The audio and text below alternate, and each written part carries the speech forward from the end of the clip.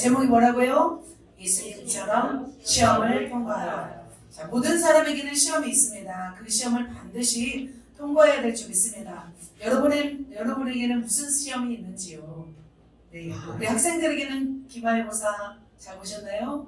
중간고사, 모의고사, 네, 있습니다. 또 운전면허 시험도 있고, 또 네일아트 시험도 있고, 오토바이 자격증 시험도 있고, 또 요리사 자격증 시험도 있고, 미용사 자격증 굉장히 많습니다. 우리에게 많은 시험들이 있습니다. 인생 가운데 수많은 시험이 있습니다. 시험에 통과한 자에게 또 자격증이 주어지는 것 같습니다. 이 시험도 중요한데 정말 중요한 시험이 있습니다. 오늘 예수님이 받으신 시험인데요. 바로 영적인 시험입니다. 이 영적인 시험을 통과하느냐 못 통과하느냐에 따라서 우리의 영원한 또 미래가 결정되기 때문입니다. 그래서 우리는 반드시 이 영적인 시험을 통과해야 될 줄 믿습니다. 이렇게 영적인 시험을 통과한 자는 주님의 일을 감당하기에 흔들리지 않는 사람이 됩니다. 그래서 우리도 업그레이드 되어서 정말 주님의 사람으로 되어져 가야 되는데 이 시험이 쉽지는 않습니다. 그러나 주님께서 능력을 주시면 이 시험도 통과할 줄 믿습니다. 영적인 시험에 미끄러져서 미끄럼틀을 타고 내려오면서 즐거워해서는 안 됩니다. 우리는 미끄럼 타고 내려오는 것이 즐겁기도 하지만 한 계단 올라가면서 시험을 통과하는 것이 더 즐거워야 될 줄 믿습니다. 이렇게 시험을 이기고 견딘 자에게는 하나님이 무엇을 주시냐면 축복하여 주시기 때문입니다. 어떤 축복을 주실까요? 자, 야고보서 2장 12절입니다. 시작. 시험을 참는 자가 복이 있나니 이는 시련을 견디는 자가 주께서 자기를 사랑하는 자들에게 약속하신 생명의 면류관을 얻을 것이기 때문입니다. 네, 시험을 참는 자, 시험을 이긴 자는 바로 생명의 면류관을 얻기 때문입니다. 이 땅에 있으면 얻지 못해요. 천국에 가야만 얻을 수 있는 것입니다. 그래서 주님은 이렇게 시험을 참고 이기라고 말씀하십니다. 그렇다면 이 시험이 오는 시기는 언제일까요? 때가 정해져 있을까요? 아니면은 갑자기 찾아올까요? 시험이 오는 때가 있습니다. 자, 시험은 언제 오는가? 자, 뭐예요? 첫 번째, 은혜를 받은 후 바로. 이해가 되십니까? 자, 마태복음 4장 1절이 있습니다. 무슨 말씀이 있어요? 그때에 예수께서 성령에게 이끌려 마귀에게 시험을 받으러 광야로 가사. 그때가 언제일까요? 바로 마태복음 3장 16절 그 전절이죠. 하나님의 성령이 비둘기같이 내려 자기 위에 임하심을 보시더니 예수님께 성령이 임하시고 나서 바로 그때에 바로 이어서 어디로 가요? 마귀에게 시험을 받으러 광야로 가는 것을 볼 수 있습니다.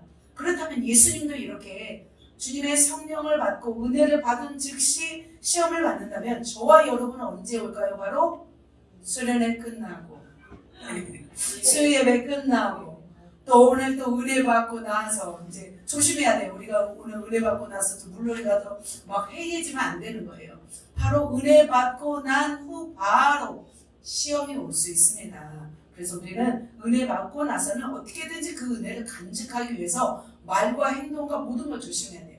그리고 어떻게든 더 기도하면서 하나님 바라보면 이 은혜가 흡수돼요. 그래서 은혜가 흡수되기 전까지는 이 은혜를 잃어버리면 안 돼요. 말로라든지 행동으로든지. 그래서 반드시 이 시험이 오더라도 이겨야 될 줄 믿습니다.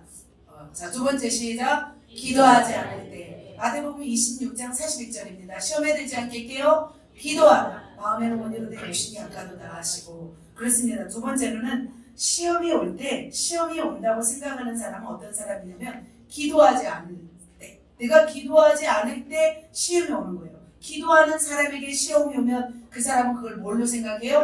기도 제목이라고 생각해요. 그러나 기도하지 않을 때, 기도하지 않는 사람에게 시험이 오면 그것은 시험거리가 되는 거예요. 그렇다면 우리는 어떻게 해요? 시험을 이기기 위해서, 시험을 들지 않기 위해서는 깨어 항상 기도해야 될 줄 믿습니다. 오늘은 이 부분을 다루기에는 너무 길기 때문에 그냥 핵심만 말씀드리고 예수님의 시험으로 들어갑니다. 세 번째입니다. 세 번째 시작. 욕심에 이끌릴 때. 야고보서 2장 14절에 나와 있습니다. 오직 각 사람이 시험을 받는 것은 자기 욕심에 끌려 미혹됨이니 라고 말씀하고 있습니다. 내 안에 무슨 욕심이 있는가 살펴보아야 돼요. 내 안에 욕심이 있다면 그걸 통해서 반드시 무엇이 와요? 시험이 올 줄 믿습니다. 여기서 주님이 주시는 것을 테스트라고 한다면 악한 사람들, 악한 영에 의해서 주는 그 시험은 뭐라고 하냐면 템테이션, 유혹이라고 볼 수 있습니다. 그래서 우리가 만일 유혹, 욕심에 이어서 이끌려서 시험을 받는다면 그것은 뭐냐면 각 사람이 무엇에 의해서 시험 받는 거예요? 욕심에 의해서 시험 받는 것이라고 생각합니다. 주님은 아무도 시험하지 않고 시험을 받지도 않으신다고 말씀하셨어요. 악한 영들이 시험한다고 할지라도 하나님이 허락하지 않는다면 이것이 하나님이 허락하지 않는다면 악한 영도 시험할까요? 안 할까요? 시험 안 해요. 하나님이 허락하시기 때문에 모든 일들은 시험이 되는 거예요. 그래서 우리가 마음이 약하지 않고 정말 그 시험을 뛰어넘을 수 있는 강한 힘이 있다면 하나님이 시험하실까요? 시험 안 하신 줄 믿습니다. 그 시험에 이기면 놀라운 축복이 있습니다. 그러나 시험에 지면 어떻게 될까요? 삶이 어려워집니다. 그래서 반드시 우리는 이 시험을 통과해야 될 줄 믿습니다. 자, 성경에 보니까 시험에 실패한 사람이 있고 시험에 성공한 사람이 있습니다. 실패한 사람에게는 어떤 시련이 왔고 성공한 사람에게는 어떤 축복이 왔는지 성경에 나와 있습니다. 시험에 실패한 사람 누구예요? 아담과 하와. 어떻게 뭐가 왔어요? 시련이 왔습니다. 시험에 성공한 사람 욥. 축복이 왔습니다. 어떤 축복이 왔는지 잠깐 나누도록 하겠습니다. 하와는 맨 처음 시험을 받은 사람이었습니다. 하나님은 에덴 동산을 창설하시고 그곳을 정착하게 하시면서 그곳에 선악을 알게 하는 나무를 주셨습니다. 모든 열매는 따먹어도 이 나무 열매는 따먹지 말라고 하였습니다. 그런데 어떻게 했어요? 누가 시험을 하러 왔어요? 마귀가. 어떤 모습을 가지고? 뱀의 모양을 가지고 시험을 하러 왔습니다. 3장 1절에 보면 이런 말씀이 있습니다. 뱀은 여호와 하나님이 지으신 들짐승 중에 가장 간교하니라. 뱀이 여자에게 물어 이르되 같이 읽습니다. 하나님이 참으로 너에게 동산 모든 갈무리의 열매를 먹지 말라 하시더냐. 뱀은 이렇게 다가왔습니다. 그리고 나서 어떻게 했어요? 뱀은 하와에게 이 나무의 열매를 데리고 있는 곳으로 데리고 갔어요. 그런데 하와가 그 열매를 보자마자 어떤 마음이 들었을까요? 하와는 빨간 글씨만 읽어봅시다. 시작. 먹음직도 하고 보암직도 하고 지혜롭게 할 만큼 탐스럽게 하고. 이미 마음에서 하와는 어떻게 했어요? 이 시험에 졌어요? 이겼어요? 졌어요. 이미 시험에서 져버린 거예요. 이미 실패하였어요. 그래서 결국은 따먹게 되었고 아담에게도 주어서 먹게 하였습니다. 결국 하나님의 음성에 불순종한 그 아담과 하와는 어떻게 되었냐면 보라 글씨 한번 읽습니다. 하나님이 에덴 동산에서 그를 내보내어졌어요. 그리고 땅을 알게 하시고 또 하나님이 그 사람을 어디로 쫓아냈어요? 에덴 동산의 밖으로 쫓아내버리게 했어요. 그리고 그곳을 천사들을 두어서 지키게 하는 것을 볼 수 있습니다. 바로 시험에 통과하지 못한 아담과 하와에게는 어떤 삶이 기다리고 있어요? 시련이 기다리고 있었습니다. 자, 그렇다면 그에게 있는 시련은 어떤 시련이었어요? 여자에게는 임신하는 고통을 크게 더하였어요. 저도 임신하는 고통이 아니죠. 해산하는 고통이죠. 아기를 낳을 때는 정말 죽을 것 같이 아프잖아요. 이런 고통을 더 크게 주셨다고 합니다. 그리고 아담에게는 뭐예요? 너는 내 평생에 수고하여야 그 소산을 먹으리라. 그래서 땀 흘리는 수고를 하게 되었어요. 이처럼 시험에 실패한 아담과 하와에게 있어서는 무엇이 찾아왔냐면 재앙이 찾아왔고 고통이 찾아왔고 시련이 찾아왔습니다. 그렇다면 시험에 실패해야 될까요? 시험을 이겨야 될 줄 믿습니다. 아멘. 여러분 다 이기셔서 고통받는 인생이 아니라 정말 축복받는 인생이 되었으면 좋겠습니다. 아멘. 그렇게 되기를 예수님의 이름으로 축복합니다. 자, 그렇다면 이제 축복받은 사람 누가 있는지 보도록 하겠습니다. 자, 시험에 성공한 사람 누구예요? 욥이에요. 욥. 우스 땅에 그 아브라함 시대의 사람이에요. 욥은 그 사람인데 어떤 사람이었냐면 그는 온전하고 정직하고 하나님을 경외하며 악에서 떠난 자였습니다. 사단은 참소하기 시작했어요. 이렇게 정직하고 하나님을 경외하는데 까닭 없이 하나님을 경외하겠습니까? 분명히 무슨 까닭이 있지 않습니까? 라고 참소했습니다. 그러자 하나님은 사단에게 욥에게 뭘 말씀하냐, 사단에게 뭘 말했냐면 욥을 시험해도 좋다라고 말씀하셨어요. 그리고 나서 이렇게 이렇게 말씀합니다. 여호와께서 사단에게 이르시되 내가 그의 소유물을 다 내 손에 맡기노라. 다만 그의 몸에는 어떻게 해요? 내 손을 대지 말지니라. 사단이 곧 여호와 앞에서 물러가면 하나님이 이렇게 말씀하셨어요. 그 소유를 이제는 누구에게 맡긴대요? 사단에게 맡긴대요. 그러자 어떻게 했어요? 사단은 아싸하죠. 그리고 나서 그의 재산, 그의 온 집을 다 어떻게 했냐면 다 멸하게 됩니다. 누가 와서 멸하냐면 스바 사람이 와서 종들을 죽이고 소와 양들을 다 죽입니다. 하나님의 불이 내려와서 양과 종들을 또 불사릅니다. 또 갈대아 사람이 달려와서 죽입니다. 큰 바람이 불어서 자녀들이 있는 곳에 기둥을 다 쓰러뜨려서 다 자녀들을 다 죽게 합니다. 그러자 욥은 어떻게 해요? 그러자 겉옷을 찢고 머리털을 밀고 땅에 엎드려 하나님께 경배합니다. 예배합니다. 주신 이도 여호와시요 거두신 이도 여호와시니 여호와의 이름이 찬송을 받으실지어다 하면서 하나님을 경배하는 모습을 봐요. 여러분 자녀를 다치고 재산을 다치고 종을 다쳤어요. 그렇다면 어떻겠어요? 하루아침에 거지가 돼버린 거잖아요. 그런데 욥은 어떻게 해요? 입술로 범죄하지 않습니다. 같이 한번 읽겠습니다. 이 모든 일에 욥이 범죄하지 아니하고 하나님을 향하여 원망하지 아니하니라. 절대적으로 범죄하지 않았어요. 하나님을 향하여 원망하지 않았어요. 그러자 여기서 끝났으면 좋은데 다시 한번 사단은 어떻게 하냐면 다시 한번 욥을 참소해요. 까닭없이. 그러면서 또 봅시다. 어떻게 참소하는지. 그러자 또 하나님께서 말씀해요. 주의 손을 펴서 그와 그의 뼈와 살을 씻어서 그리하시면 틀림없이 주를 향하여 욕하지 않겠나이까. 사단이 하나님 앞에 가서 이렇게 또 참소하는 거예요. 그러자 또 하나님이 이렇게 말씀하세요. 뭐라고 말씀하시냐면 여호와께서 사단에게 이르시되 내가 그를 내 손에 맡기노라. 그 대신 뭘 가지고 오라서 것이요? 다만 그의 생명은 해하지 말지니라. 모든 것은 다 치되 이제는 그의 생명은 해하지 말라고 합니다. 자, 그러자 아내가 어떻게 해요? 이제 머리끝에서 발끝까지 무엇이 났냐면 악창이 났어요. 악창이 나고 정수리부터 종기가 나게 했어요. 그래서 기왓장으로 몸을 긁는 것을 볼 수 있어요. 너무나 가렵고 너무나 고통스러우니까. 그때 아내가 뭐라고 했냐면 하나님을 욕하고 죽으라 했어요. 욥의 아내가. 그럼에도 불구하고 2장 10절에 보세요. 어떻게 했는지. 그가 이르되 그대의 말이 한 어리석은 여자의 말거도다. 우리가 하나님께 복을 받았은지 화도 받지 아니하겠느냐 하고 같이 읽습니다. 이 모든 일에 욥이 입술로 범죄하지 아니하니라. 아멘. 이 시험에 어떻게 했어요? 통과했다고요. 결국은 시험을 이기기 위해서는 뭘 조심해야 되는 거예요? 우리의 입술인 것 같아요. 우리의 마음도 중요하지만 우리 입술인 거예요. 아무리 마음에서 요동이 있을지라도 우리 입술을 선포해버리면 그것이 바로 실패와 저주의 지름길인 거예요. 그래서 하나님은 어떻게 했냐면 이렇게 모든 일에 입술로 범죄하지 않은 욥에 대해서 축복을 하셨어요. 이전에 모든 소유보다 갑절이나 주셨어요. 어떤 갑절을 주셨는지 아세요? 양이 7,000마리였는데 14,000마리가 되었어요.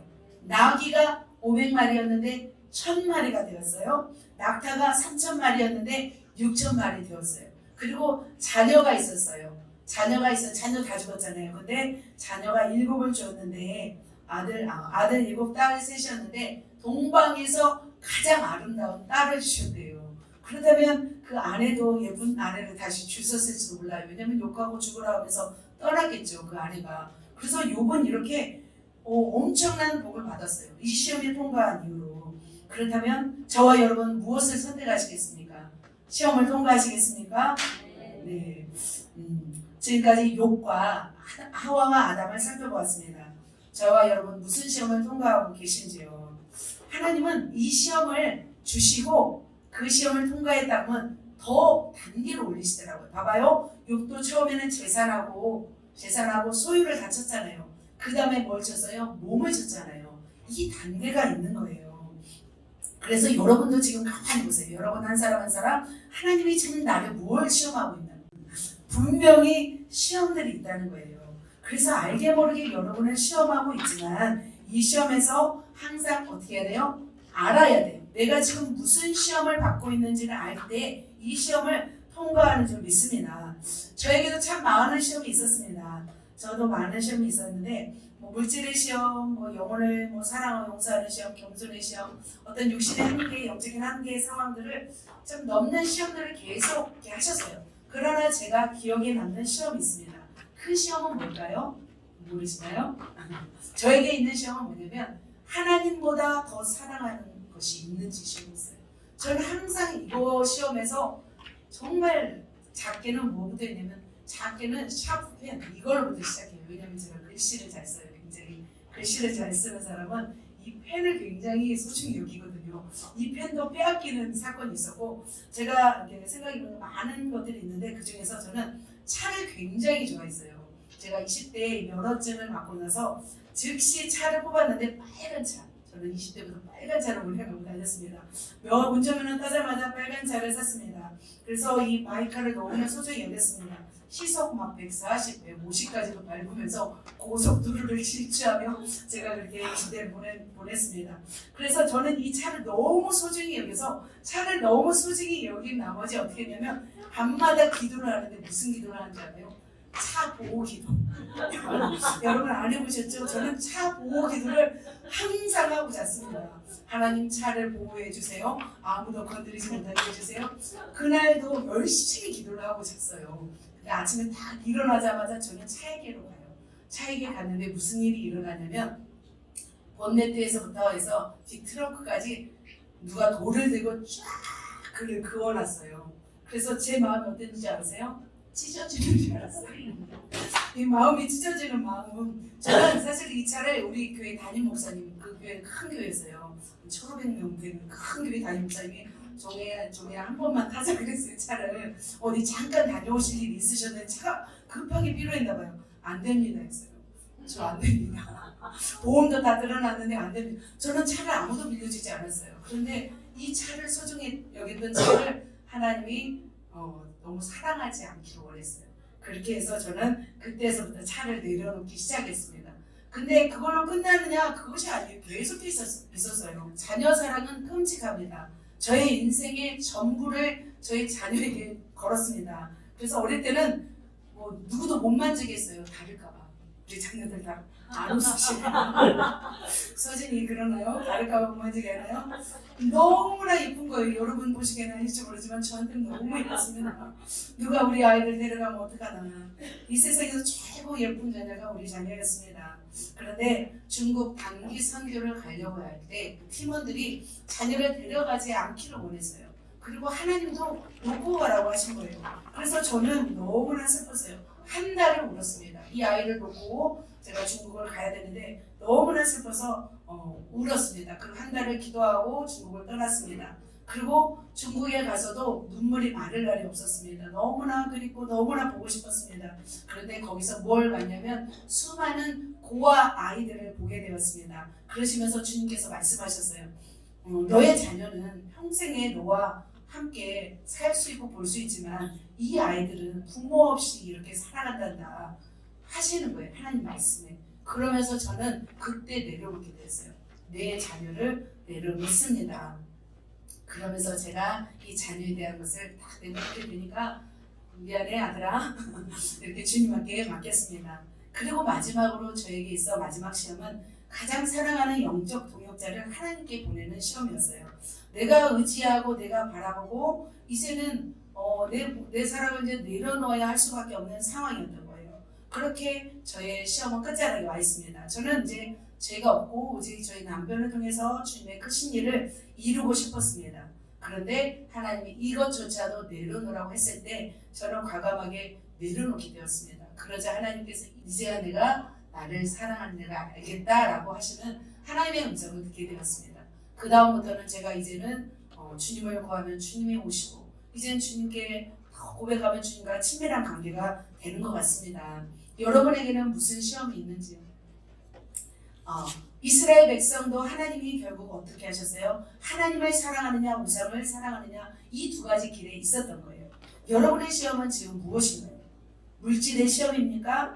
관계의 시험입니까? 자의 시험입니까? 아니면 영적인 시험입니까? 분명한 것은 하나님을 사랑하느냐, 하나님의 뜻대로 순종하느냐 안 하느냐, 이것이 가장 핵심적인 시험인 것 같습니다. 그래서 우리는 반드시 이 시험을 통과해야 될 줄 믿습니다. 아멘. 저와 여러분, 우리가 그렇게 시험을 받지만 그러면 누구도 시험 받으신 줄 아세요? 바로 예수 그리스도 시험을 받으셨습니다. 예수님은 죄가 없으셨어요. 자아가 없으셨어요. 그러나 예수님도 시험을 받으셨습니다.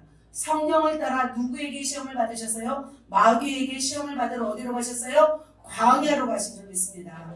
어떻게 보면 말도 안 되는 일이죠. 주님이 뭐예요? 왕이시잖아요. 주님이 왕이신데 자신이 만든 피조물, 자신을 거역하고 반역한 피조물에 의해서 시험을 받는다는 것은 정말 말도 안 되는 일이에요. 그럼에도 불구하고 주님은 그 시험을 받으셨다는 거죠. 그때 예수께서 성령에게 이끌려 마귀에게 시험을 받으러 광야로 가서 말씀하고 있습니다. 자, 오늘은 이제 본문을 들어갈 때인데 예수님께서 받으신 세 가지 시험이 무엇인지, 그래서 예수님은 무엇으로 이기셨는지 우리가 살펴보시고 우리도 시험이 올 때 반드시 승리하시는 저와 여러분 되시기를 예수님의 이름으로 축복합니다. 아멘. 자, 오늘부터 이제 시작한 여름 캠프가 있습니다. 그리고 하나님께서 다음 주에는 또 복음과 또 성령의 능력으로 여러분을 또한 업그레이드 시키려는 하나님의 축복이 있습니다. 그렇다면 이 업그레이드가 되기 위해서는 이 시험을 통과해야 되고, 또 그리고 업그레이드 된 후에도 우리는 시험이 올 때 통과해야 될 줄 믿습니다. 아멘. 옆 사람에게 우리 인사합시다. 우리 시험에 통과합시다. 시험에 통과합시다. 할렐루야. 아멘. 반드시 시험에 통과해야 돼요. 그다음에 시험 는 사람이 있으면 기도해주고 시험을 이겨야 될 줄 믿습니다. 자, 예수님의 세 가지 시험, 제가 이름을 그냥 붙였어요. 여러분 그냥 쉽게 알아듣기 위해서. 첫 번째는 무슨 시험일까요? 돌떡 시험이라고 했습니다. 재밌나요? 돌을 떡으로 만들려는 시험, 돌떡 시험. 이 시험은 무슨 시험이냐면 육신, 세상의 물질을 포기하는 시험이에요. 그리고 무엇으로 살아라? 하나님의 말씀으로 살아라 라는 시험입니다. 본격적으로 들어가겠습니다. 마태복음 4장 1절에 이렇게 말씀하고 있습니다. 시험을 받으러 갔습니다. 자, 4장 3절 같이 읽습니다. 시작. 시험하는 자가 예수께 나와서 이르되 내가 만일 하나님의 아들이거든 이 돌들로 떡고기가 되게 하라. 이렇게 말씀하고 있습니다. 사람이 금식을 하게 되면 가장 생각나는 것 중에 하나가 뭘까요? 바로 음식이에요. 그리고 다른 때는 먹어보지도 않았던 음식인데 금식만 하면 그렇게 맛있어요. 저도 금식할 때는 어떻게 하냐면 정말 음식을 많이 만들어서 줘요. 왜냐면 냄새라도 맡으려고. 네, 그만큼 음식은 막 너무나 금식한 사람에게는 귀한 거예요. 그러니까 마귀가 굉장히 뭐예요? 교활하고 용리한 거죠. 지혜롭기 때문에 무슨 시험을 해야 될지를 아는 거죠. 그래서 하나님이 뭐 똑똑이 시험이라 하지 않으셨어요. 그런데 마귀가 어떤 이 돌떡 시험을 한 거예요. 돌을 명하여 떡으로 만들어서 어떻게 하라? 먹어보라 한 거죠. 예수님은 육신을 입으셨어요. 배가 고플 것을 아셨어요? 몰랐어요? 아셨어요. 예수님으로 하여금 내가 하나님의 아들이거든 명하여 이 돌들로 떡덩이가 되게 해봐 라고 시험하는 거예요. 그러니까 이것은 한마디로 뭐냐면 너의 육신을 위해서 너의 능력을 나타내봐 라는 뜻인 거죠. 그래서 주님이 만지시는 것이 다 금으로 변해가요. 여러분 금이 다 되는 거예요. 주님이 막 그림 그리면 그게 막 살아나버려요. 이런 막 놀라운 능력을 나타내라는 거죠. 그러면 너무 놀랐겠죠. 우리도 그 제자들도 얼마나 놀랐겠어요. 왜 마귀는 그렇다면 예수님에게 돌을 떡덩이가 되게 하라고 했을까? 한번 생각해 보시면 좋겠습니다. 뭐냐면 이 시험은 바로 이거예요. 예수님이 이 땅에 고난 받으러 오셨잖아요. 이 목적을 방해하는 시험이에요. 이 땅에 와서 힘들면 육신을 위해서 능력을 나타내서 힘들게 살지 말라고 하는 시험인 거죠. 얼마든지 내가 고되고 힘들면 하늘의 권세를 사용하여 살라고 하는 거예요.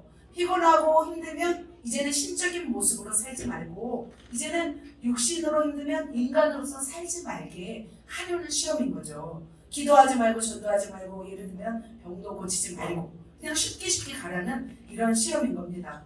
그러니까 어떻게 해요? 육신이 힘드니까 힘들 때마다 위에서 떡을 만들어 먹고 또 아이스크림도 만들어 먹고 또 뭐예요? 또 뭐 아무튼 이렇게 힘들 때마다 뭐 돈이 없으면 막 돈을 갖다가 금으로 변해버리고 그러니까 예수님에게 이거를 한번 시험해 보라는 거예요. 그 예수님도 할 수 있어요, 없어요? 할 수 있어요.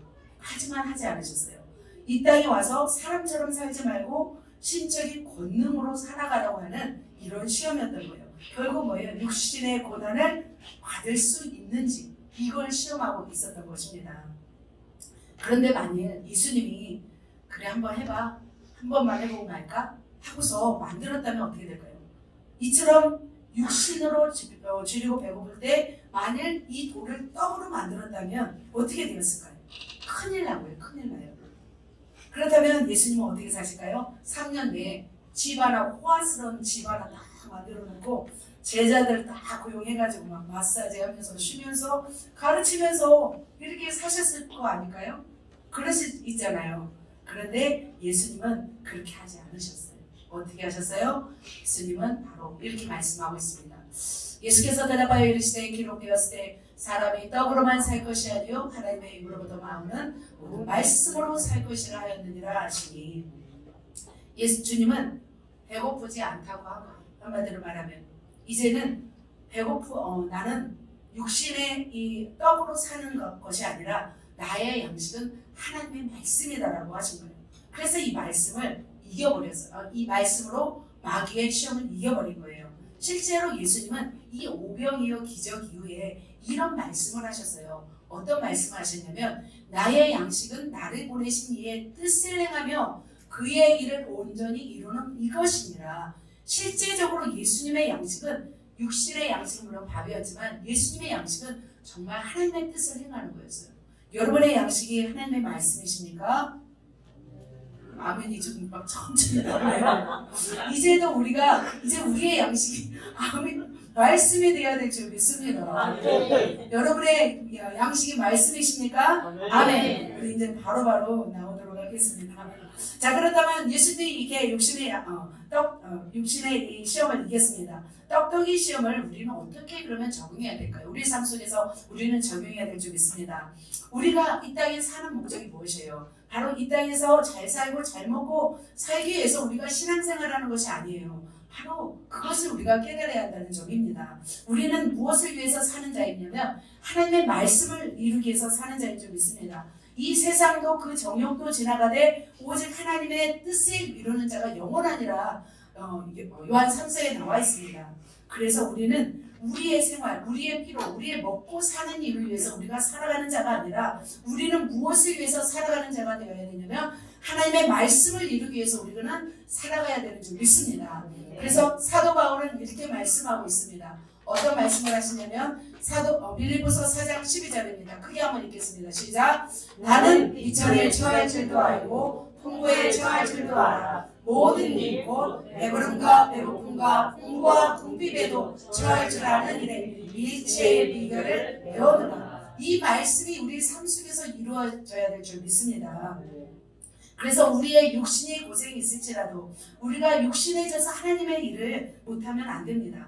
많은 사람들이 먹고 마시고 이 먹는 일 때문에 하나님의 일을 등한시하게 됩니다. 주일 성수도 11주도 교회에서 일하는 모든 것도 이 어떻게 보면 먹고 사는 일 때문에 못한다면 하나님의 뜻을 이루지 못하는 거예요. 그것이 우리의 시험인 거예요. 그래서 우리는 이 먹고 사는 것을 초월하여서 하나님의 뜻을 위해서 달려가시는 저와 여러분 되시기를 예수님의 이름으로 축복합니다. 아멘. 우리 하나님의 말씀으로 사시게요. 아멘. 두 번째 시험입니다. 예수님이 시험 받았던 두 번째 것은 무엇일까요? 두 번째 있습니다. 번지점프 시험입니다. 이해가 되십니까? 네. 이것은 바로 능력 과시 거부 시험인 거예요. 마태복음 4장 5절입니다. 자, 어떻게 시험했는지 보도록 하겠습니다. 이에 마귀가 예수를 거룩한 성으로 데려다가 성전 꼭대기에 세우고 6절 읽습니다. 이르되 내가 만일 하나님의 아들이거든 뛰어내라. 기록되었으되 그가 너를 위하여 그의 사자들을 명하시니 그들의 손으로 너를 받들어 발의 돌에 부딪히지 않게 하리로다 하였느니라. 이렇게 말씀하고 있습니다. 마귀의 시험은 참 교묘합니다. 자, 번지점프 뭔지 아시죠? 발에 밧줄에 묶어놓고 높은 곳에서 떨어지는 스릴 넘치는 뭐 래프팅이죠. 래프트라고 하나요? 아무튼 이런 거예요. 우리 향기가 해보고 싶다고 합니다. 좀 향기를 좀 알려주세요. 네, 여러분 번지 점프 하고 싶나요? 밧줄이라도 묶어놨으니까 떨어져도 살 수 있지만 바로 사단은 예수님으로 하여금 뭐라고요? 높은 곳에서 한번 뛰어내리라. 그러면 발이 돌에 부딪히지 않게 하리로다. 이렇게 말을 하는 거예요. 자, 이렇게 이 사단이 말하는 것은 무엇일까요? 이렇게 높은 곳에서 떨어지면 어떻게 돼요? 당연히 죽게 돼요. 그런데 네가 하나님의 아들이거든 아무렇게나 이렇게 해도 살 것이라고 이렇게 시험하고 있습니다. 그래서 예수님에게 있는 권세와 능력을 펼쳐 보이라 라는 뜻이죠. 예수님이 만일 내가 하나님의 아들인데 한번 뛰어내려 볼까? 라고 예수님이 만약 하셨다면 어떻게 될까요? 육체를 입은 예수님은 어떻게 되셨을까요? 예수님은? 그래요. 예수님도 큰일 나요. 뛰어내리셨으면 큰일 났어요. 번지점프도 아니고. 그러니까 무모한 도전을 시도하는 마귀도 이제는 어떻게 시도를 하냐면 말씀을 하는 거예요. 기록되었으되 너를 위하여 그의 사자들을 명하시리니. 그러면서 마귀는 어떻게 보면 둔갑하여서 그럴싸한 말씀을 가지고 지금 시험하는 거예요. 그렇지만 예수님은 넘어가셨어요? 안 넘어가셨어요? 안 넘어가셨습니다. 말씀으로 승리하신 것을 볼 수 있습니다. 번지점프 같은 것은 바로 초능력, 아술 이렇게 해서 하나님의 어떤 능력을 과시해서 하나님을 시험하라 이런 것 같습니다. 그러나 시험을 이기신 예수님은 이렇게 과시하지 않으셨어요. 그리고 과시해본 적이 없어요. 3년 동안. 무리를 걷는 사건 성경에서 몇 번 나와요? 한 번 나와요. 그래서 예수님이 만일 대중 앞에서 내가 무리를 걸을 수 있다라고 과시하면서 걸어본 역사가 없었어요. 예수님은 걸을 수 있지만 함부로 걷지 않으셨어요. 그때는 밤 사경이 되어서 제자들이 너무나 힘들게 막 그냥 폭풍우에서 힘드니까 할 수 없이 예수님은 가셔서 무리를 걸을 수밖에 없으셨던 거예요. 그래서 예수님은 그렇게 막 신적 능력을 아무렇게나 사용하지 않았어요. 자, 오병이어 사건도 막 아무렇게나 한 것이 아니었어요. 3일 동안 말씀을 듣고 그 영혼들이 이제 어떻게 해요? 굶어서 돌아갈까 기진할까봐 하나님의 마음을 가지고 그 능력을 나타내신 거예요. 뭐 7명여도 마찬가지죠. 그래서 하나님은 예수님은 이렇게 하나님의 능력 얼마든지 하실 수 있음에도 불구하고 이렇게 하지 않았던 거죠. 그런데 우리는 막 객기를 부리고 싶잖아요. 막 안 그러시나요? 여러분 너무나 참 순종적이고 참 멋지십니다. 자, 그래서 이것은 무엇일까요? 그래서 너무 하나님의 말씀을 믿지만 마치 하나님은 나를 위해서 다 하실 거야. 맹신하는 것은 잘못된 것이라는 거예요. 우리 권사님이 그때 막 뼈가 부러졌잖아요. 뼈가 부러졌는데 막 병원도 안 가고 막 하나님이 막 고칠 거야. 약간 여기에 좀 속한 것 같아요. 제가 볼 때는. 그죠? 막 하나님이 막 하실 거야. 막, 왜냐면 너무 믿어버려서 때로는. 그래서 하나님은 지금 어떻게 하기를 원하실까? 이걸 따라서 그러니까 구별해야 돼요. 내가 믿음을 선택하는 것과 이 정말 내가 또 삶 속에서 이걸 치료해야 할 것, 이것을 딱 구별해서 하는 것이 좀 중요하다 싶은 생각이 들었습니다. 이걸 보니까요, 마치 우리가 하나님의 말씀을 믿으니까 나를 위해서 막 기적을 베풀어야 한다는 이것이 바로 하나님을 시험하는 거예요. 물론 하나님은 우리로 하여금 무리를 걷게도 하실 수 있어요. 근데 그것이 하나님의 허락하실 때인 거죠. 성경에는 무슨 말씀이 있냐면 무슨 독을 마실지라도 해를 받지 않는다는 말씀이 있어요. 그래서 우리가 막 시험 삼아 막 독을 막 진짜로 타서 먹으면 어떻게 돼요? 죽어요. 성경에는 무슨 독을 마실지라도 해를 받지 않는다는 말씀이 있지만 하나님을 시험하면서 나는 하나님의 사람이니까 안 죽어라는 것은 아닌 거죠. 자, 이렇게 시험 삼아 정말 하는 것은 하나님이 원치 않습니다. 풀무불에 들어간 다니엘의 세 친구는 어떻게 했어요? 두 가지를 믿었어요. 무엇을 믿었어요? 풀무불에 들어가서도 능히 건져내실 하나님을 믿었고, 두 번째는 뭘 믿었냐면 그리 아니하실지라도 감사합니다. 죽을 것을 믿었던 거죠. 그리고 예수님은 어떤 분이시냐면 질서의 하나님이세요. 하나님의 철저한 계획 가운데 모든 일들을 이루시는 하나님이십니다. 그래서 예수님은 이렇게 안 하셨잖아요. 예수님의 능력과 권세를 마음껏 펼치시면서 니들 나 봐라, 나 하나님이다, 나 예수다, 이렇게 하지 않으셨어요. 바로 이 예수님은 이 시험에서 통과했다는 것은 뭐냐면 바로 능력을 과시하지 않겠다라는 의미가 들어있다는 것을 우리가 볼 수 있습니다. 저도 그랬던 것 같아요. 저는 기도면 다 되는 줄 알았어요. 금식이면 다 되는 줄 알았어요. 저에게는 그런 의지가 있습니다. 한번 막 작정한 일은 기도와 금식으로 끝까지 이루고 싶어하는 그런 제가 막 의지가 있었습니다. 그런데 정말 20년간을 기도해도 기도가 응답되지 않는 것을 보면서 너무나 저한테는 고통이 있었습니다. 정말 내가 이렇게 기도해도 안 되는 일이 있구나. 무언가 하나님의 어떤 공의적인 속성 가운데 하나님이 계획한 일들은 안 되는구나. 그것을 철저하게 제가 깨달으면서 제가 이것을 내려놓게 되었어요. 그래서 하나님을 만홀히 여기지 않는 그런 마음이 제가 있으면 제게 알게 하셨어요. 그래서 우리도 마찬가지인 줄 믿습니다. 우리도 마찬가지로 우리가 원하는 것을 금식과 기도로 우리 열망으로 다 이루어지면 어떤 일이 일어날까요? 안 되는 거예요. 우리의 뜻대로 우리가 아무리 원해도 하나님의 뜻만이 이루어져야 될 줄 믿습니다. 우리가 원한다고 해서 우리를 통해 세계의 역사를 이루고 싶은 마음이 있습니다. 저는 그렇다고 해서 막 강력한 역사가 빨리 이루어져야 됩니다. 우리가 하나님을 부려서는 안 된다는 거죠. 우리의 실력과 우리의 인격과 하나님의 뜻이 조화로울 때 하나님은 질서 있게 이 일들을 행하실 줄 믿습니다. 우리가 아직 준비도 되어져 있지 않고 아직 기도도 채워져 있지 않고 우리의 욕심만 가득해서 하나님의 뜻을 우리가 앞당긴다면 이것은 온전치 않다는 거예요. 하나님을 시험하는 것이고 하나님을 만홀히 여긴다는 것을 생각하게 되었습니다. 그래서 예수님은 이랬습니다. 하나님의 아들이라는 타이틀보다 하나님께 사람에게 인정받는 그런 것보다 하나님의 정도를 걸으신 것입니다. 하나님의 뜻 안에서 이 능력을 펼쳐 보이셨던 것입니다. 그래서 마귀에게 일침을 남기시죠. 어떻게 남겨요? 같이 읽습니다. 시작. 예수께서 이르시되 또 기록되었으되 주 너의 하나님을 시험하지 말라 하였느니라 하시니 이제 사단이 찍소리 못하는 거죠. 이렇게 시험하지 말라 해버리는 거예요. 그래서 우리도 마찬가지로 이렇게 예수님은 두 번째 시험을 통과했습니다. 우리가 어떻게 즐기면 될까요? 우리도 마찬가지로 우리에게 주신 능력, 우리에게 주신 은사, 우리에게 주신 믿음이 있다면 이것을 과시해서는 안 되고 뻥쳐서도 안 되고 뻥튀기해서도 안 될 줄 믿습니다. 아무리 역사가 일어난다 할지라도 우리를 자랑하는 것이 아니라 주님을 자랑해야 될 줄 믿습니다. 그래서 우리가 하나님이 원하는 뜻대로 우리가 주님의 뜻 안에서 나타내야 될 줄 믿습니다. 그렇습니다. 저는 이제 많은 사역들이 있습니다. 많은 제가 영성 사역자들을 많이 보고 있습니다. 그런데 제가 하지 않으려고 하는 사역들이 몇 가지 있습니다. 그들은 신비적인 사역들은 저는 하지 않을 생각입니다. 예를 들면 천사 깃털 여러분 들어보셨나요? 천사 깃털을 만졌다고 하는 분도 있고 금가루가 막 떨어지는 사역, 무지개가 막 보이고 어떤 희한한 어떤 사역들을 하시는 분들이 있습니다.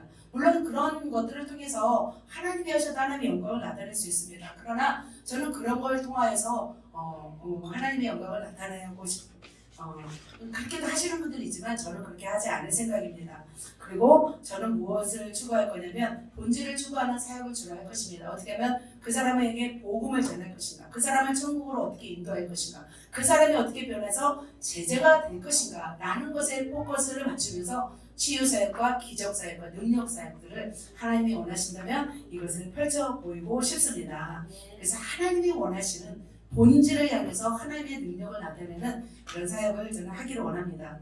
마찬가지로 여러분도 마찬가지입니다. 우리의 삶 속에서 적용할 것이 무엇일까요? 우리의 삶 속에서 하나님을 시험하는 것들은 금물인 줄 믿습니다. 어떤 시험이 있습니까? 밤늦게 야식을 먹고 아무렇게나 먹으면서 하나님이 나를 살 빼 주실 거야. 이거는 하나님을 시험하는 거예요. 기도도 안 하면서 기도도 하나도 안 하면서 나 방을 왜 안 줍니까? 이것도 하나님을 시험하는 겁니다. 기도도 안 하면서 또 어떤 말을 기도를 할 줄 알아요? 우리가 구하지 않은 것까지 주신 하나님을 믿습니다. 하나님은 이것을 만홀히 여기는 거예요. 구해야 준다고 하십니다. 또 어떤 것이 있어요? 공부는 안 하면서도 저절로 입력될 줄 믿습니다. 공부는 안 하면서 시험에 합격할 줄 믿습니다. 이건 뭐예요? 이거는 정말 날로 먹는 거예요. 우리가. 그래서 우리는 하나님을 시험하지 말고 우리의 정도를 걷고 우리가 해야 할 일은 하고 하늘의 법칙과 땅의 법칙은 동일해요. 그래서 우리가 행한 만큼 하나님은 상 주시는 분이에요. 우리가 행한 만큼 보응하시는 분이에요. 하지만 우리에게 믿음과 능력을 주셨다면 그 믿음과 능력을 하나님의 어떤 기준 안에서, 하나님의 정도 안에서 이것을 사용하여서 하나님께만 영광 돌리시는 그런 저와 여러분 되시길 예수님의 이름으로 축복합니다. 이해가 되시죠? 네, 아멘. 마지막 세 번째입니다. 세 번째 시작. 천하만국 시험. 세상 권력 성공 포기 시험입니다. 그리고 누구만 경배하는 시험입니까? 하나님만 경배하는 시험입니다. 자, 마귀가 이제는 또 한 번 시험을 합니다. 마귀가 또 예수님을 데리고 지극히 높은 산으로 가서 천하만국과 그 영광을 보여 이르되 같이 읽습니다. 만일 내게 엎드려 경배하면 이 모든 것을 내게 주리라. 자, 마귀는 지쳐요, 안 지쳐요? 안 지쳐요. 자, 계속해서 마귀의 시험은 강도를 높여요, 안 높여요? 계속하게 높이고 있습니다. 자, 온 우주를 창조한 성자 하나님이신 예수님께 그까지 천하만국 줄 테니 나한테 절해라. 참 어떻게 보면 우스운 시험이죠. 예수님이 이 천지만물을 창조하신 분인데 이 땅, 이 세계를 조금 보여주고서 내가 줄 테니까 나한테 절해라 하고 시험하고 있는 거예요. 그런데 왜 이런 시험을 했을까요?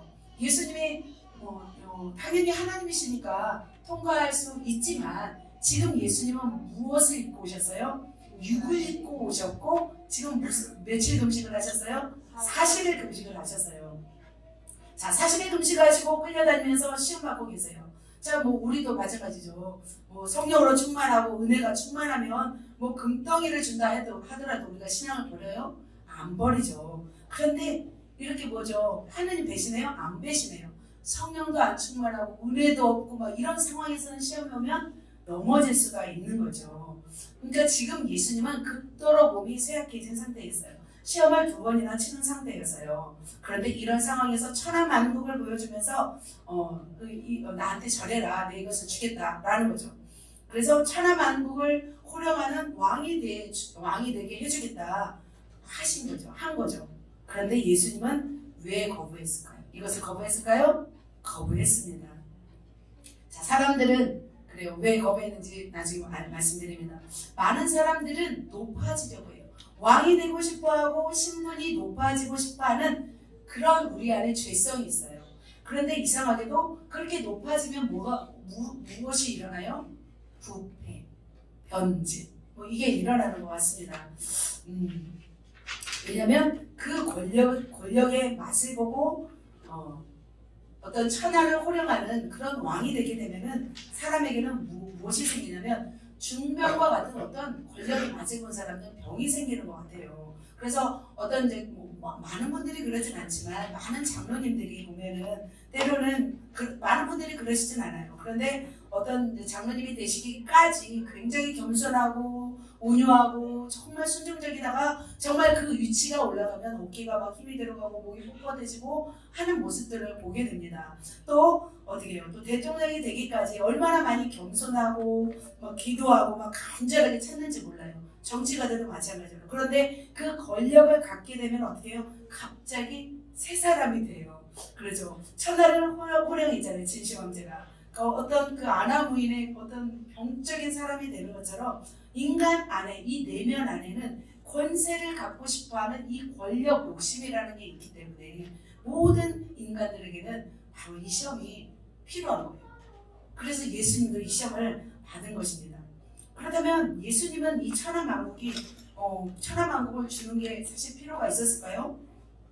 필요가 없었어요. 그런데 예수님은 이 천하만국의 왕이시잖아요. 왕이심에도 불구하고 이 땅에 오셔서는 무엇으로 살아가야 돼요? 예수님은 철저하게 종으로 살아가야 하는 미션을 가지고 오신 거예요. 그래서 인간의 몸으로 오셔서 이 종으로 견디셔야 했어요. 그것은 쉬운 일일까요? 쉬운 일이 아니셨던 거예요. 그래서 마귀는 지금 예수님의 무엇을 건드린 거예요? 이것을 건드린 거예요. 당연히 만왕의 왕이신 예수님이 이 땅에 오셔서 왕이시지만 종으로서의 삶을 살아가야 하는데 그것을 살지 말라고 시험하는 거예요. 그 자리를 내가 너에게 주겠다. 예수님에게 종이 되지 않고 왕으로서 권세자로서 주겠다라는 것을 시험하는 거였어요. 예수님은 어떻게 했어요? 10절입니다. 같이 읽습니다. 시작. 이에 예수께서 말씀하시되 사단아 물러가라. 기록되었으되 주 너의 하나님께 경배하고 다만 그를 섬기라 하였느니라. 주 너의 하나님께 경배하고 다만 그를 섬기라 하였느니라. 이렇게 말씀하고 있습니다. 예수님은 절 한 번만으로 끝나지 않은 것을 아셨어요. 천하 만국을 소유하였더라도 누구의 종이 되는 거예요? 바로 마귀의 종이 되는 거예요. 그래서 마귀의 종이 되고 천하 만국을 승리해서 왕으로 살아가는 것은 바로 무엇을 의미하는 거냐면 우리의 인간을 위해서 섬김, 낮아짐의 모습으로 살겠다는 의지를 예수님이 표현하는 거예요. 바로 이 시험이었던 것 같습니다. 우리도 마찬가지예요. 우리도. 그렇다면 우리에게는 무엇을 적용해야 될까요? 우리가 이 세상 살면서 무언가 큰 것을 얻기 위해서 악한 세력에 절하면 안 되는 거예요. 그들의 힘을 빌려서 얻는 유익은 결탄코 하나님이 기뻐하세요? 안 기뻐하세요? 안 기뻐하시는 거예요. 그래서 마귀가 높이려는 사람이 있어요. 마귀가 놀라운 힘을 주어서 성공시킨 사람들이 있어요. BTS, 싸이, 마이클 잭슨, 있잖아요. 회사죠. 스타벅스, 많잖아요. 일화, 빌 게이츠. 이번에 미니언스 영화도 봤는데 완전히 저기더라고요. 흑암의 세력을 악당을 합리화하는 영화더라고요. 그러니까 나름대로 이 어둠의 세력은 동조하는 일인 거죠. 이것을 보면 안 되더라고요. 어둠의 힘을 통해서 성공하고 싶은 마음이 우리에게는 몇도 없어야 돼요? 0.1도 없어야 돼요. 일이 아니라 0.1이어야 될 줄 믿습니다. 그래서 도박으로 버는 돈, 사기로 버는 돈, 매춘으로 버는 돈, 도둑질해서 버는 돈, 일확천금을 누리면서 우리가 성실하게 일하지 않고 버는 모든 돈들을 어떻게 해요? 안 기뻐하세요. 이것들을 다 싸그리 그냥 버려버려야 돼요. 이 세상에서 하나님께서 원하시는 건 뭐냐면 우리가 성실하게 바르고 정직하게 하나님의 뜻대로 살아가면서 얻는 소득을 하나님이 기뻐하신다는 거죠. 그래서 하나님은 이 세상이 지금 계속하여 어둠의 권세가 이 세상을 휩쓸고 갈지라도 우리는 무엇을 해야 되나? 하나님 앞에만 경배해야 될 줄 믿습니다. 일제 치하 때 어떻게 했어요? 일본 차량을 향해 절하면 살려준다고 했어요. 그런데 일제 치하 때도 국기에도 천황에게 절하지 않아서 어떻게 해서 많은 분들이 순교당한 것을 볼 수 있습니다. 왜 그분들을 한 번 눈 감고 절만 하면 되는데 왜 그렇게 절하지 않고 목숨까지 잃었을까요? 바로 일본 천황에게 절하는 것이 마귀에게 절하는 것이라고 믿었기 때문이에요. 그것이 바로 우상 숭배라고 믿었기 때문에 절하지 않습니다. 수많은 순교자들이 있습니다. 폴리카를 비롯해서 제자들. 예수님 한 번만 부인하면 파형을 당하지 않고, 예수님 한 번만 부인하면 십자가에 죽지 않고, 예수님 한 번만 부인하면 사자갑에 물리지 않은데도 불구하고 그들은 왜 그렇게 예수님을 부인하지 않고 죽었을까요? 바로 하나님만 경배하기 위함인 줄 믿습니다. 사랑하는 성도 여러분, 마찬가지입니다. 저와 여러분, 세상에서 성공하기 위해서 마귀에게 타협하면 안 됩니다. 세상에서 그 권력을 얻기 위해서 그들과 동조하면 안 됩니다. 그들의 말에 동조하지 말고 그들과 타협하면 안 됩니다. 어둠의 세력은 계속해서 우리를 공격해 올지 모릅니다. 그래서 그들에게 절하게 하고 그들의 말에 따르게 할지 모릅니다. 이제는 세상에서 너희가 나의 말을 들어야 너희가 세상에서 살 수 있겠다라고 어떻게 보면 마귀가 우리를 쪼여올 수도 있습니다. 우리의 무엇으로 쪼여올까요? 경제적인 공격으로 우리를 쪼여올 수도 있습니다. 먹고 사는 것으로 우리를 쪼여올지 모릅니다. 그러나 우리는 어떻게 될까요? 하나님만 경배하고 하나님만 따르고 순종할 때 저와 여러분을 통해서 하나님은 경배받으시고 영광받으시고 또 하나님이 여러분을 축복하실 줄 믿습니다. 하나님이 그래서 낮아지라고 하면 낮아지시고 높아지면 감사하면 되는 줄 믿습니다. 우리 옆 사람에게 하나님만 경배합시다. 자, 말씀을 정리하도록 하겠습니다. 자, 예수님도 동일하게 우리와 동일하게 뭘 받으셨어요? 시험을 받으셨습니다. 예수님은 죄가 없으신 분이셨습니다. 예수님이 어떤 시험을 받으셨고 어떻게 이겼는지 오늘 말씀을 드렸습니다. 마찬가지로 오늘 이 말씀을 주신 이유는 곧 여름 캠프가 시작됩니다. 우리에게 영적인 업그레이드가 이제 있을 것입니다. 그럼 동시에 무엇이 올까요? 시험이 올 수도 있습니다. 우리 속에 욕심이 있는지 우리가 그래서 더 욕심을 찾아내고 또 기도하지 않는다면 계속하여 기도하고 그래서 또 이 시험을 통과하여서 상급받고 축복받아 하나님의 귀한 사람이 되시기를 예수님의 이름으로 축복합니다. 여호와를 경외하라고 말씀하고 있습니다. 자, 말씀을 정리합니다. 세 가지 시험, 돌덕 시험, 육신 세상 물질 포기하셨습니까? 아멘. 하나님 말씀으로 삽시다. 번지 점프 시험에서 우리는 하나님을 시험하지 않으면 됩니다. 천하만국 시험에서 세상 권력, 어둠의 권세를 포기하고 이 세상의 성공을 포기하고 오직 하나님만 경배하며 섬기는 저와 여러분 되시기를 예수님의 이름으로 축복합니다. 네.